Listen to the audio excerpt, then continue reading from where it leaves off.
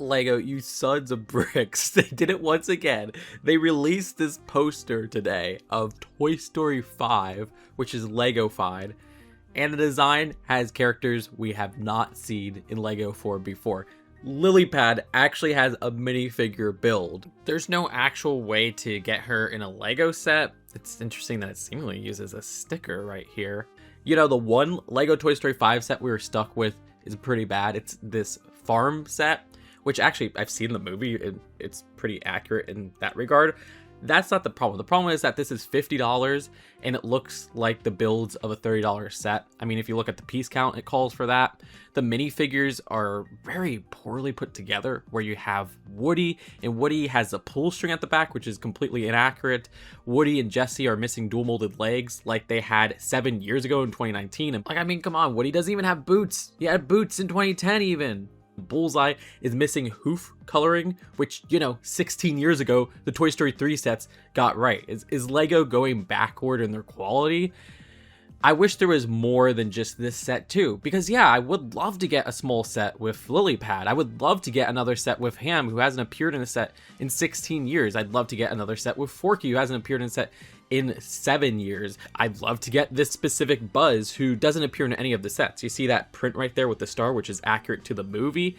Yeah, the last time we got Buzz was last summer for the anniversary set, which was a pretty poor anniversary set. Like, it's a simplified, dumbed down 4+ set, which is very similar to that 4+ Disney Celebration Train, which was the last Toy Story set before that one. But hey, at least that one had dual molded legs for Woody, and that was back in 2023. Also, Woody actually has his poncho in this poster, which is part of his design for Toy Story 5, something that's missing from the only Toy Story 5 set they released.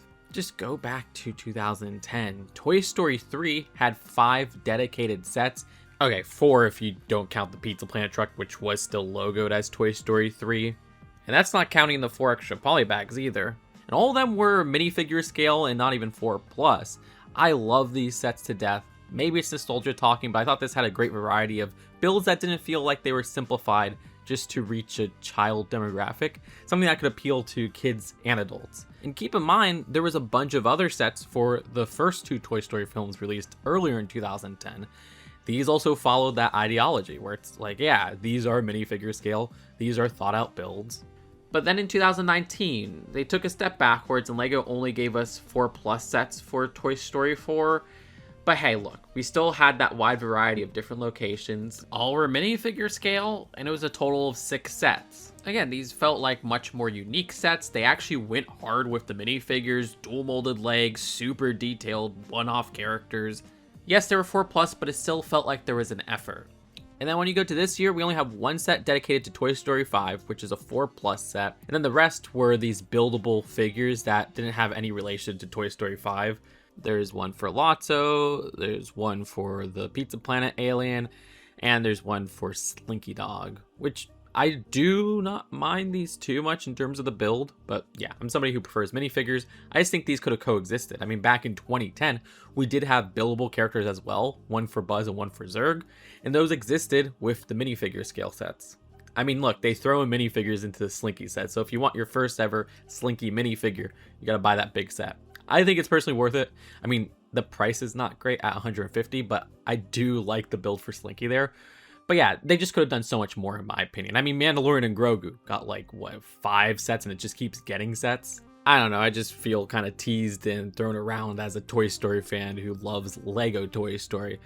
And look, I say they did this again because Fantastic Four, we had the Fantastic Car set on there that has never come out.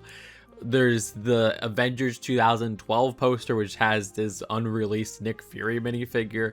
They do this a lot, where they have these promotional posters to show off the film, and they just have characters they never release. Let me know if you're satisfied with what Lego has put out for Toy Story 5.